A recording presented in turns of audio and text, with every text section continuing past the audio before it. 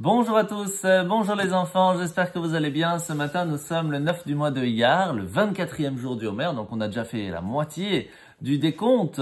Avant de recevoir la Torah à la fête de Shavuot, on est très impatients, mais surtout, nous sommes aujourd'hui dimanche de la parashat Emor. Nous allons commencer une nouvelle paracha qui est extrêmement intéressante, on va apprendre plein de choses. Vous savez qu'au début de la paracha, nous parlons du Kohen. C'est qui le Kohen? Le Kohen, c'est le descendant, donc le fils du fils du fils du fils du fils, de qui? De Aaron à Kohen, le frère de Moshe Rabbeinu, qui était extraordinaire. Pourquoi? Parce que il aimait tout le monde, il faisait attention qu'il y a toujours la paix, il s'occupait de tout le monde, il connaissait tout le monde, il était très spécial. C'est pour cela que Dieu va lui dire, sache que, en tant que roi, j'ai besoin de quelqu'un qui vienne dans mon palais, qui s'occupe de moi, dans ma maison. Eh bien, je t'ai choisi toi, Aaron. Parce que toi, tu aimes la paix, tu aimes ton prochain, tu essayes de toujours faire attention à l'autre. Mais attention, puisque tu vas venir avec moi au palais, tu dois toujours être super propre, super bien habillé, avec une odeur super bonne.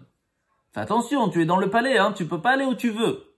Comme par exemple, aujourd'hui, nous apprenons que le Kohen ne peut pas aller dans un cimetière parce que après, il va avoir cette impureté. C'est difficile d'expliquer, mais en tout cas, il va pas sentir très bon parce que Dieu va ressentir tout de suite. Le roi va sentir tout de suite qu'il n'est pas allé dans un endroit qu'il a l'habitude d'aller. Pourtant, il y a une exception. Si le Kohen voit dehors, par terre, quelqu'un qui malheureusement ne vit plus et qu'il faut l'enterrer et qu'il n'y a personne pour s'occuper de lui, le Kohen, lui, doit s'occuper d'aller l'enterrer. Et même si c'est Yom Kippour, il doit aller s'occuper de lui. Parce qu'il n'y a pas plus important de s'occuper de son prochain. Et quand il va arriver au palais, au Beth Amikdash, au temple, et que Dieu va lui dire, mais une seconde, le roi va lui dire une seconde, je te dis de pas aller dans le cimetière, qu'est-ce qui s'est passé? Il dit, mais j'ai trouvé quelqu'un par terre, il n'y avait personne pour s'occuper de lui. Eh bien, le roi va le prendre dans les bras, il lui dit, je t'aime mon fils. Parce que tu as mis de côté ta propre personne pour aller t'occuper de quelqu'un d'autre, même si après tu vas sentir pas bon. C'est des gens comme ça que j'aime. Parce que s'occuper que de soi, c'est bien. De toujours être le meilleur et grandir et apprendre et apprendre et apprendre, c'est très bien. Mais si on pense pas à l'autre, alors Dieu, il est pas content de nous. Hachem, il nous dit, fais attention à toi. Tu dois toujours aller dans des endroits qui sont bien, qui sentent bon, faire des choses qui sont propres, qui sont bien. Mais si tu vois quelqu'un qui est par terre, ne passe pas à côté, relève-le. Ah, tu vas te salir, il y a de la boue, mais c'est pas grave. C'est pas grave, tu vas aider quelqu'un, c'est super important.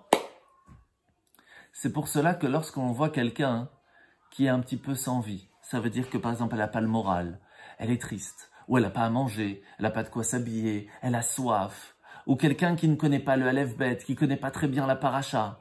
Alors qu'est-ce qu'on va faire? On va le laisser de côté, on dit c'est pas grave, moi je veux pas aller me salir. Mais pas du tout, chas v'shalom, Hachem il attend exactement l'inverse, il attend qu'on aille se salir même s'il y a besoin, c'est pas grave. Mais on doit aller aider notre frère. Tout le peuple juif ensemble, nous sommes un seul peuple et on doit vraiment s'entraider, même si ça peut nous faire un peu de mal. Alors les enfants, vous avez compris ce que c'est Ahavat Israël. L'amour du prochain, c'est être prêt à tout pour aider l'autre. Shabbat Tov, à demain.